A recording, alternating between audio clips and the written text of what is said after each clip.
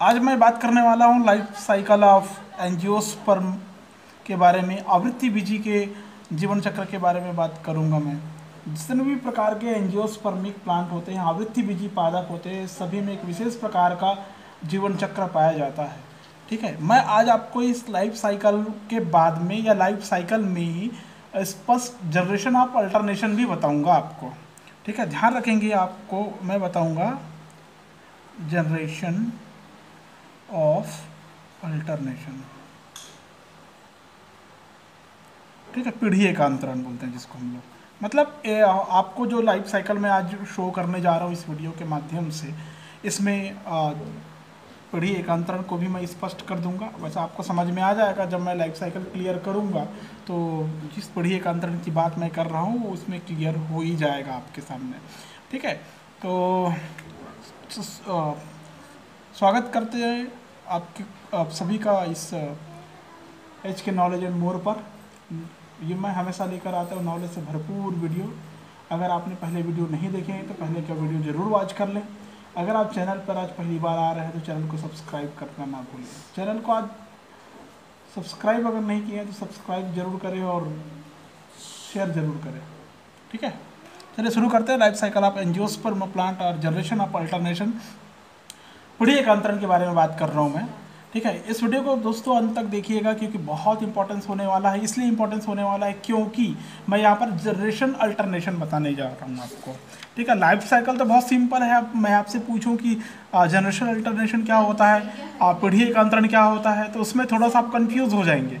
इसलिए इस वीडियो को बड़े आखिरी तक देखिए, अंत तक देखिए। ठीक है, मैं आपको क्लियर कर दूंगा कि पीढ़ी एकांतरण होता क्या है। ठीक है, तो चलिए पहले शुरू करते हैं life cycle of angiosperm plant से। ठीक है, लाइफ साइकिल के बारे में जब भी बात करते हैं, मैं शुरुआत कर रहा हूँ यहाँ पर एक प्लांट से। ठीक है, मान लो कोई एक प्लांट है। ठीक है ना, मैं इस प्रकार का यहाँ पर एक ड्रॉ कर रहा हूँ। ठीक है, ये इस प्रकार का ये हो गया। आपको जो दिखाई दे रहा होगा आपको इस डायग्राम में।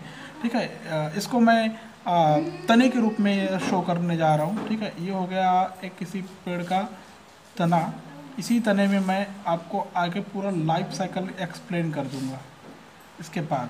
ठीक है, आपको मिलता है इसमें ब्रांच, कुछ इस प्रकार की लीफ, पत्तियाँ इसमें आपको शो हो जाएंगी। ठीक है, देन लीफ इस प्रकार की। ठीक है ना, देन नेक्स्ट इस प्रकार की आपको लीफ अब दिखाई देगा। या हो सकता है ऐसा भी कि यहाँ पर कोई ब्रांच निकल आए, ऐसा एक और शाखा निकल आए। इस शाखा में इस ब्रांच में आगे की तरफ भी ऐसे पत्तियाँ लगी हुई मिलेंगी आपको। ठीक है, और यहाँ पर भी एक पतली सी शाखा निकल कर यहाँ पर भी ऐसा लीफ लगी हुई दिखाई देंगी आप लोग को। ठीक है, अब यहाँ पर क्या होगा, सबसे ऊपर की तरफ अगर हम लोग जाएँ तो यहाँ पर आपको फ्लावर दिखाई देगा। क्या दिखाई देगा? फ्लावर दिखाई देगा। इस प्रकार का फ्लावर दिखाई देगा। ठीक है ना, आप फ्लावर की स्ट्रक्चर में जैसा चाहे वैसा बना सकते हैं। मैं सिंपली यहाँ पर आपको एक्सप्लेन करने के दृष्टिकोण से ही बना रहा हूँ फ्लावर को। ठीक है, इस प्रकार के फ्लावर। ठीक है, अब ये जो फ्लावर होता है ये बाद में विकसित हो जाता है, क्लियरली डेवलप हो जाता है एक सीड में। ठीक है, इस प्रकार के ऐसा सीड में कन्वर्ट हो जाता है। ठीक है, और अंदर अगर आप इसका डिसेक्शन करके देखें या इसका स्फुटन देखें तो आपको आसानी से इस फल के अंदर में बीज दिखाई देगा। क्लियर है? तो आपके सामने मैंने एक पौधा शो किया है। ये एक पुष्पी पादप है। पुष्पी पादप का मतलब फेनोरोगेमस है। फेनोरोगेमस का मतलब फ्लोरिंग प्लांट है। फ्लोरिंग प्लांट का मतलब होता है जिसमें फल बनता है और बीज बनता है, उसको बोलते हैं हम लोग क्या बोलते हैं? फेनोरोगेमस बोलते हैं। ठीक है, ये जो प्लांट होता है प्रारंभिक अवस्था में, चूँकि इसमें फल बन रहा है, फूल भी बन रहा है, फल भी बन रहा है, फल के अंदर बीज भी बन रहा है, तो इस प्लांट को कहते हैं स्पोरोफाइट कहते हैं। क्या बोलते हैं इसको? स्पोरोफाइट कहते हैं। पहले ये क्लियरली समझ लीजिए, ये जो प्लांट है ये प्लांट है स्पोरोफाइट, PHY, स्पोरोफाइटिक प्लांट है। कैसा प्लांट है ये? स्पोरोफाइटिक प्लांट है। क्लियर है? अब ये स्पोरोफाइटिक प्लांट में आप देख सकते हैं, यहाँ पर मैंने आपको एक डायग्राम बना के बताया। इसमें एक फ्लावर है, फ्लावर दिखाई दे रहा है। ठीक है, फ्लावर में क्या क्या होता है देखिए, फ्लावर में क्या क्या होता है क्लियरली। ठीक है, फ्लावर में दो विशेष प्रकार के स्ट्रक्चर आपको दिखाई देंगे, दो विशेष प्रकार की संरचना आपको देखने को मिलेंगे, और उस संरचना में पहला संरचना आता है जिसको आप लोग कहते हैं with filament, filament and then filament से लगा हुआ आपको दिखाई देगा। ये मैंने जो स्ट्रक्चर यहाँ पर ऐसा खींच रहा है, ठीक है, ये एक परिपक्व परागकण का स्ट्रक्चर है इस प्रकार का, ठीक है ना। ये कहलाता है एंड्रोशियम, एंड्रोसियम, ठीक है, पुंकेसर, और ये कहलाता है इसका फिलामेंट, ठीक है। ये पूरी संरचना मैंने पहले वीडियो में बताया हुआ है आपको। ये हो गया एक मेल गैमेट के रूप में, मेल रिप्रोडक्टिव ऑर्गन बोल देंगे इसको, क्या बोलेंगे, मेल रिप्रोडक्टिव ऑर्गन, नर जनन अंग बोलेंगे, ठीक है। अब इसी फ्लावर में क्या होता है, मादा फ्लावर भी होता है। मादा फ्लावर में क्या क्या दिखाई देगा आपको, कुछ विशेष संरचना के रूप में इस प्रकार की ऐसी संरचना दिखाई देगी, लिप्स ओपन जैसे दिखाई देगी, ये ऐसा सामने बढ़ता है, ठीक है, ये लंबी हो जाती है, और यहाँ पर ऐसा गोल घेरा यहाँ पर आखिरी में बनाता है, ये घड़ीनुमा संरचना में कन्वर्ट हो जाता है, ठीक है। अब इस संरचना को ध्यान से देखने पे आपको समझ में आएगा कि ये संरचना आप पहले भी देख चुके हैं, पहले भी पढ़ चुके हैं, ठीक है। तो इसके अंदर इस प्रकार की संरचना में आपको ओवरी दिखाई देगा, ठीक है। इस प्रकार क्या दिखाई देगा आपको, ओवरी या अंडाशय दिखाई देगा। क्या दिखाई देगा, ओवरी या अंडाशय। ये वाला हिस्सा कहलाता है स्टाइल या वर्तिका कहलाता है, ये वाला हिस्सा कहलाता है स्टिग्मा कहलाता है, ये तो आप जानते ही हैं, ठीक है। पूरा भाग एक साथ जाइनेशियम कहलाता है, जायांग कहलाता है, ठीक है। ये हो गया फूला वाला हिस्सा ओवरी है या अंडाशय है, क्लियर है। दो ऑर्गन आपको दिखाई दे रहा होगा। अब क्या होता है, पुमंग जो होते हैं, एंड्रोशियम जो होते हैं, यहाँ पर एक विशेष प्रकार के जर्मिनल सेल बनते हैं जिसको हम लोग कहते हैं माइक्रोस्पोर बोलते हैं, लघु बीजाणु, ठीक है ना। माइक्रोस्पोरेंजिया, पहले माइक्रोस्पोरेंजिया कहने का मतलब होता है एक ऐसा ऑर्गन जिसमें मेल गैमेट का फॉर्मेशन होता हो, ठीक है। तो यहाँ पर एक स्ट्रक्चर का फॉर्मेशन होगा जिसको हम लोग कहते हैं लघु बीजाणुधानी या माइक्रोस्पोरेंजिया कहते हैं, ठीक है। तो ये इस प्रकार की स्ट्रक्चर में मैं इसको ड्रा कर रहा हूँ, ठीक है। इस प्रकार आपको चारों तरफ फैला हुआ आपको मिलेगा, चारों तरफ कोशिकाओं के रूप में, ठीक है। सभी में आपको केंद्रक शो हो जाएंगे। आप एक एक संरचना की स्ट्रक्चर को अगर आप देखते हो तो आपको केंद्रक आपको स्पष्टली क्लियरली स्पष्टता दिखाई देंगे आपको, ठीक है, इस प्रकार के स्ट्रक्चर के रूप में। ये जो स्ट्रक्चर मैं बना रहा हूँ ये एंड्रोशियम के अंदर बनने वाली एक विशेष संरचना जिसका नाम है माइक्रोस्पोरेंजिया, माइक्रोस्पोरेंजियम बोलते हैं इसको, अर्थात लघु बीजाणुधानी, ठीक है। लघु बीजाणुधानी का निर्माण होता है। अब ये जो लघु बीजाणुधानी का निर्माण होता है किसके अंदर होता है, आपको ये पता होना चाहिए, ये कहलाता है microspores, microspores mother cell बोलते हैं इसको, माइक्रोस्पोर मदर सेल बोलते हैं। इसमें माइक्रोस्पोरेंजियम का फॉर्मेशन होता है, अर्थात लघु बीजाणुधानी का निर्माण होता है, ठीक है, क्लियर है। ठीक जैसे इसमें लघु बीजाणु का निर्माण होता है, ठीक वैसे ही ओवरी से क्या होगा, ओवरी से क्या होगा, यहाँ पर मेगा स्पोरेंजियम का फॉर्मेशन होगा। किसका फॉर्मेशन होगा, मेगा स्पोरेंजियम का फॉर्मेशन होगा। इस प्रकार के स्ट्रक्चर में मैं इसको इंक्लूड कर रहा हूँ, ध्यान से देखिए। ये एक बड़ा सा न्यूक्लियस आपको दिखाई दे रहा होगा, ये न्यूक्लियस ही मदर सेल कहलाता है। क्या कहलाता है, मदर सेल कहलाता है, ठीक है। ये खास ध्यान रखेंगे आप लोग, इसको बोलते हैं मदर सेल बोलते हैं, क्लियर है। अब इसके ऊपर में इस प्रकार के स्ट्रक्चर आपको बना हुआ दिखाई देगा। ये स्ट्रक्चर आगे बढ़ जाता है, इस प्रकार से आगे बढ़ जाएगा। तो यहाँ पर जो स्ट्रक्चर आपको दिखाई दे रहा है, ये जो स्ट्रक्चर बनता है ये कहलाता है mother cells of mega sporangium, ठीक है। इसको बोलेंगे हम लोग माइक्रो, वो माइक्रो हो गया तो मेगा भी बोल सकते हो आप इसको, तो मेगा स्पोर मदर सेल होगा ये। क्या ये मेगा स्पोर मदर सेल है। मेगा स्पोर मदर सेल में क्या बनता है, इस धानी का नाम, जिस धानी में, जिस कोष्ठ में स्पोर का फॉर्मेशन हो रहा है, अंडक का फॉर्मेशन हो रहा है, इसको बोलते हैं मेगा स्पोरेंजियम बोलते हैं, मेगा स्पोरेंजियम, अर्थात मेगा स्पोरेंजियम मतलब दीर्घ बीजाणुधानी या गुरु बीजाणुधानी बोलते हैं, ठीक है। इसी का नाम आता है ओव्यूल के रूप में, बीजांड के रूप में, इसी को बोलते हैं हम लोग ओव्यूल या बीजांड कहते हैं, क्लियर है। समझ रहे होंगे आप। देखो दो स्पष्ट संरचना आपके सामने, आंखों के सामने दिखाई दे रही है, ठीक है। ये आगे बढ़ते जाती है लाइफ साइकिल में, और इस जो माइक्रोस्पोरेंजियम था, इससे यहाँ पर स्पोर्स बनते हैं। क्या बनते हैं? स्पोर्स बनते हैं, इस प्रकार से ऐसा स्पोर बनते हैं इसमें, ठीक है। ये जो होता है इसी को बोलते हैं माइक्रोस्पोर। क्या बोलेंगे इसको? माइक्रोस्पोर्स बोलेंगे इसको। क्या बोलेंगे इसको? माइक्रोस्पोर्स बोलेंगे। अब ये माइक्रोस्पोर्स जो बना हुआ है ये थोड़ा सा और डेवलप करेगा। डेवलप करने के बाद ये एक विशिष्ट कोशिका, जिसको हम लोग परागकण कहते हैं, उस रूप में व्यवस्थित हो जाएंगी। एक परिपक्व परागकण की संरचना अगर आप लोग देखते हैं तो आपको एक परिपक्व परागकण की संरचना में एक बड़ा सा केंद्रक दिखाई देगा। बड़े केंद्र के अंदर एक आवरण, जिसको बोलते हैं इंटाइन बोलते हैं, और बाहर कांटेदार इस प्रकार की संरचना के रूप में यहाँ पर एक छिद्र दिखाई देगा, ठीक है। इस कांटेदार संरचना के रूप में होता है एक्साइन, ठीक है, इस प्रकार का। ये हो गया आपका माइक्रोस्पोर। क्या हो गया? माइक्रोस्पोर या लघु बीजाणु हो गया। लघु बीजाणु को ही कहते हैं हम लोग, इसका नाम आता है एंथर। एंथर या पोलन ग्रेन बोल सकते हैं। पोलन ग्रेन है ये, परागकण है ये। क्लियर है? ये क्या है? परागकण है। ये केंद्रक बीचों बीच आपको दिखाई दे रहा है, ठीक है। आप समझ सकते हैं कि कांटे के रूप में जो बाहरी आवरण है इसको बोलते हैं एक्साइन, अंदर के आवरण को इंटाइन, अंदर साइटोप्लाज्म जीव द्रव्य भरा हुआ रहता है, सॉरी कोशिका द्रव्य इसमें भरा हुआ रहता है, और बीचों बीच एक न्यूक्लियस होता है, ठीक है। 12th में जाएंगे तो आप इसका विस्तृत वर्णन पढ़ सकते हैं, लेकिन फिर भी मैंने यहाँ पर पूरे स्ट्रक्चर बता दिया। आप कहेंगे, आप इच्छा जाहिर करते हैं, मैं यहाँ पर लिख भी देता हूँ। देखिए ये होता है एक्साइन, ठीक है, अंदर का इंटाइन, ठीक है, ये जो भरा हुआ है ये साइटोप्लाज्म, ठीक है, बीचों बीच का न्यूक्लियस। हो गया संरचना, स्ट्रक्चर ऑफ मैच्योर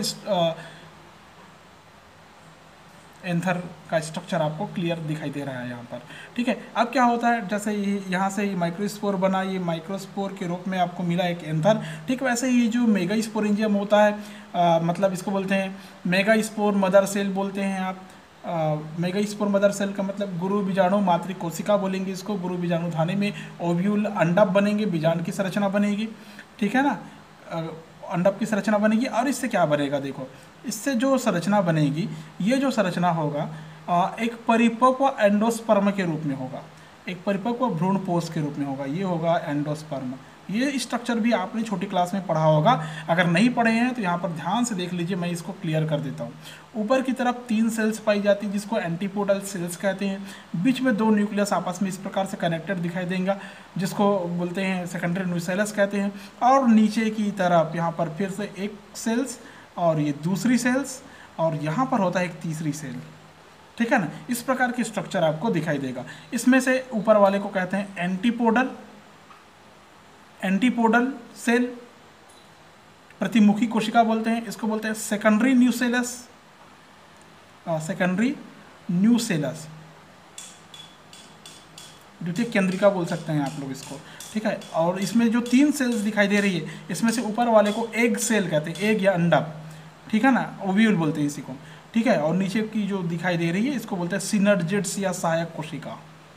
ये इस प्रकार की, ये हो गए मैच्योर एंडोस्पर्म, एक परिपक्व परागकोश की संरचना हो गई है, ठीक है। अब देखो मेगास्पोरेंजियम से क्या बना, एक परिपक्व एंडोस्पर्म का निर्माण हो रहा है। इस एंडोस्पर्म और परागकण, जब परागकण यहाँ पर वर्तिकाग्र तक जाएगी, कहाँ तक जाएगी? वर्तिकाग्र तक जाएगी, तो वर्तिकाग्र में जाने पर उसका अंकुरण होता है। क्या होता है? अंकुरण होता है। अंकुरण होता है तो कुछ इस प्रकार की स्ट्रक्चर इसमें होती है, कुछ इस प्रकार का स्ट्रक्चर इसमें बनता है।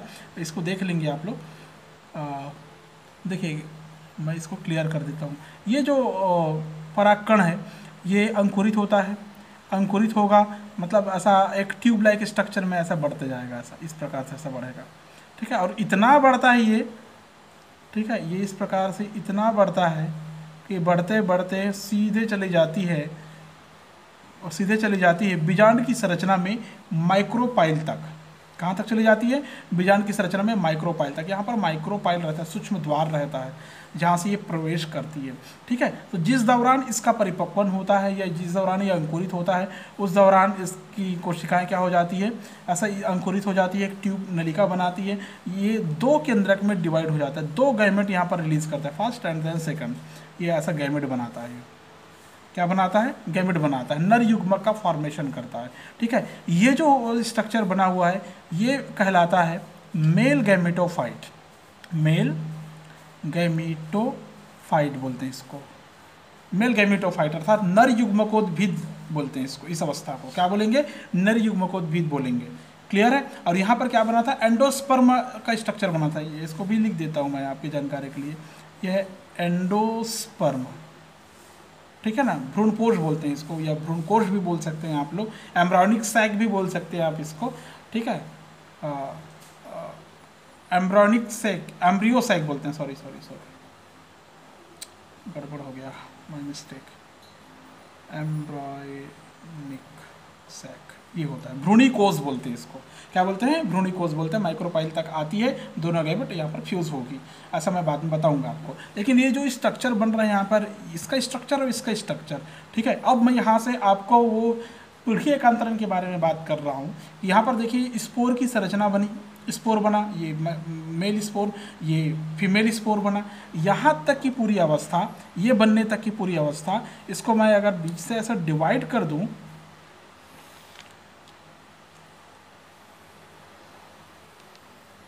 पूरी अवस्था को, ठीक है, तो ये पूरी अवस्था, इधर की पूरी अवस्था कहलाएगी गैमेटोफाइटिक स्टेज कहलाएगी, अवस्था कहलाएगी गैमेटोफाइटिक,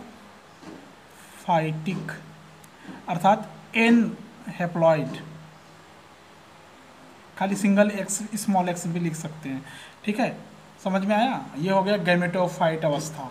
क्लियर है। और ऊपर का आप बोलेंगे ये ऊपर का क्या है, अगर ये गैमेटोफाइट है तो ये गैमेटोफाइट बना, ये मेल गैमेटोफाइट है, ये फीमेल गैमेटोफाइट है, ये क्या है, फीमेल गैमेटोफाइट। ठीक है, यहाँ पर लिख देता हूँ मैं फीमेल गैमेटोफाइट, ठीक है, यहाँ पर मेल गैमेटोफाइट, ये फीमेल गैमेटोफाइट, ये पूरी अवस्था इतना हो गया, क्या हो गया, युग्मकोद्भिद एन स्टेज हो गया। ठीक है, अब सवाल उठता है तो ये क्या था, ये होता है स्पोरोफाइटिक। क्या होता है ये, स्पोरोफाइटिक, जो द्विगुणित अवस्था में रहता है, 2n स्टेज में रहता है, ये 2n या डिप्लॉयड रहता है, डिप्लॉयड 2n डिप्लॉयड कंडीशन में रहता है।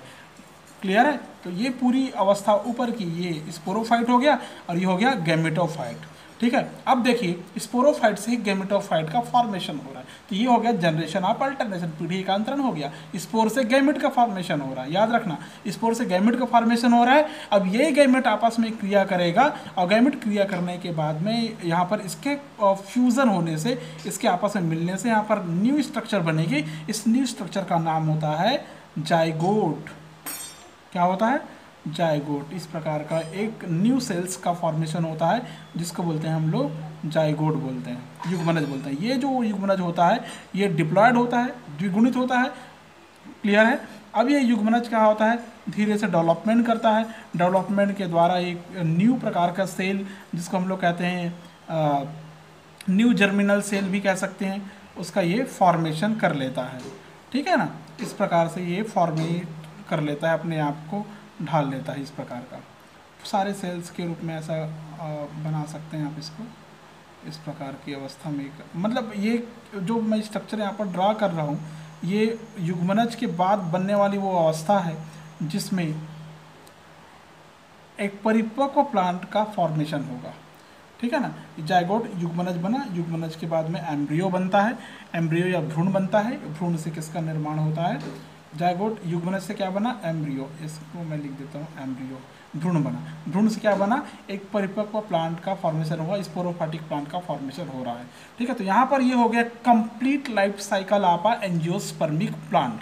ठीक है, अब मैं हाईलाइट कर देता हूँ आपके लिए कि इसका जो अल्टरनेशन होता है, या इसको बोलते हैं जनरेशन अल्टरनेशन जो होता है, सभी उच्च वर्गीय पादपों में 3 पैटर्न के द्वारा होता है। ठीक है ना, पहला जो पैटर्न होता है पूरा स्पोरोफाइट होता है। कैसा होता है, स्पोरोफाइटिक अवस्था में होता है। ठीक है, मतलब उसमें क्या होता है, स्पोरोफाइटिक में केवल एक कोशिका वाला युग्मनज होगा। ठीक है ना, इसमें कोई और दूसरा स्पोरोफाइट नहीं होता। ठीक है, इसमें मियोसिस डिवीजन होगा, हैप्लॉइड स्पोर बनेंगे इसमें। ठीक है, हैप्लॉइड स्पोर बनेंगे और बाद में जब इसमें जो हैप्लॉइड स्पोर बने हैं उसमें जो माइटोटिक डिवीजन होगा तब जाके गैमेटोफाइटिक कंडीशन वाला स्ट्रक्चर बनता है। क्लियर है? तो ये हो गया हैप्लॉइड पहले। फिर आता है डिप्लॉइड। डिप्लॉइड मतलब होता है द्विगुणित। डिप्लॉइड कैसे बना? ये जब क्रॉस हो जाता है, क्रॉस मतलब संकरण हो जाता है पॉलिनेशन या परागण की प्रक्रिया के पश्चात, अर्थात इसको बोलते हैं हम लोग कॉन्जुगेशन या संयुग्मन या संलयन भी कह सकते हैं, उसके पश्चात ही जाइगोट का फॉर्मेशन होता है। तो ये द्विगुणित स्टेज कहलाई। ठीक है ना? कौन सी स्टेज कहलाई? द्विगुणित स्टेज कहलाई। ठीक है। और जितने भी प्रकार के विकसित प्रकार के पौधे होते हैं, पहला मैंने बताया कि अगुणित प्रकार का, दूसरा मैंने बताया द्विगुणित प्रकार का, तीसरा जो होता है अगुणित द्विगुणित दोनों प्रकार का होता है। तो अगुणित द्विगुणित जो दोनों प्रकार का होता है ये इसमें दिखाई दे रहा है आपको। ये जो स्ट्रक्चर या ये प्रोसेस जो मैंने बताया ये लाइफ साइकिल ऑफ एंजियोस्पर्म है। इसमें हैप्लॉइड डिप्लॉइड दोनों कंडीशन में फर्टिलाइजेशन की क्रिया संपन्न होती है। क्लियर है? उम्मीद करता हूँ कि आपको ये वीडियो पसंद आया होगा, समझ में आया होगा। किसी भी प्रकार का कोई सवाल होगा तो मुझे कमेंट बॉक्स में ज़रूर कहें, कोशिश करूँगा कि मैं उसका जवाब दे पाऊँ आपको। ठीक है? अगर वीडियो अच्छा लग रहा है, नॉलेजेबल लग रहा है तो शेयर करना ना भूलें, लाइक ज़रूर करिए वीडियो को, और चैनल पर पहली बार आए हैं तो सब्सक्राइब करना ना भूलिए। सब्सक्राइब जरूर करें ताकि आपको नेक्स्ट नई वीडियो की जानकारी मिल जाए या नेक्स्ट वीडियो आपको पहले प्राप्त हो जाए। ठीक है? आज के इस वीडियो में बस इतना ही। नेक्स्ट वीडियो फिर से लेके आऊँगा। Thank you.